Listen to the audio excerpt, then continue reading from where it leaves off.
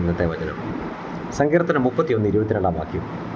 ഞാൻ നിൻ്റെ ദൃഷ്ടിയിൽ നിന്ന് ഛേദിക്കപ്പെട്ടു പോയി എന്ന് ഞാൻ എൻ്റെ പരിഭ്രമത്തിൽ പറഞ്ഞു. എങ്കിലും ഞാൻ നിന്നെ വിളിച്ചു വീക്ഷിച്ചപ്പോൾ എൻ്റെ യാചനയുടെ ശബ്ദം നീ കേട്ടു.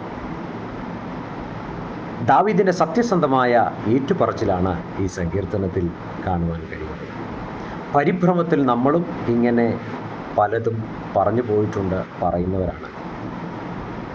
പക്ഷേ അത് പരിഭ്രമം മാത്രം എന്നത് മറന്നു പോകരുത്. ദൈവം എന്നെ കാണുന്നില്ല, ഞാൻ ഉപേക്ഷിക്കപ്പെട്ടു, എന്നെ കരുതാൻ ആരുമില്ല, എൻ്റെ ജീവിതത്തിൽ മാത്രം ഇങ്ങനെ സംഭവിക്കുന്നു എന്നൊക്കെ പറയുന്നു. പക്ഷേ ഈ വചനത്തിൻ്റെ രണ്ടാം ഭാഗം നമുക്ക് പ്രത്യാശ നൽകുന്നതാണ്. എങ്കിലും നീ എന്നെ കേട്ടു. നാം ആയിരിക്കുന്ന സമൂഹത്തിൽ നമ്മളെ കേൾക്കുവാൻ ആരുമില്ലായിരിക്കാം. പക്ഷേ ജീവനുള്ള ദൈവത്തിൻ്റെ പ്രത്യേകതയാണ് അവൻ നമ്മെ കേൾക്കുന്ന ദൈവമാണ്.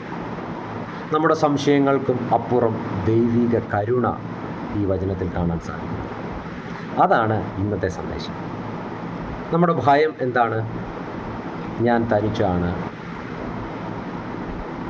എന്നെ കരുതാൻ ആരുമില്ല, എന്നെ സഹായിക്കാൻ ആരുമില്ല എന്നൊക്കെ നാം വിളിച്ചു പറയുമ്പോഴും ദൈവത്തിൻ്റെ ചെവി അടഞ്ഞിട്ടില്ല എന്ന സത്യം മറന്നു പോകും. നമ്മുടെ പ്രത്യേക അപേക്ഷകളും നിലവിളിയും അവിടുന്ന് കേൾക്കുക തന്നെ ചെയ്യും. അതുകൊണ്ട് വിശ്വസിക്കാം, നമ്മെ കേൾക്കുന്ന ഒരു ദൈവമുണ്ട്. ഇന്നത്തെ ദിവസം സമാധാനം നിറഞ്ഞതായിരിക്കട്ടെ. സംശയം വരാം, പക്ഷേ അവസാന വാക്ക് ദൈവ കരുണയ്ക്കാണ്. സംശയം വരാം, പക്ഷേ അവസാന വാക്ക് ദൈവ കരുണയ്ക്കാണ്. ദൈവം ധാരാളമായി അനുഗ്രഹിക്കും.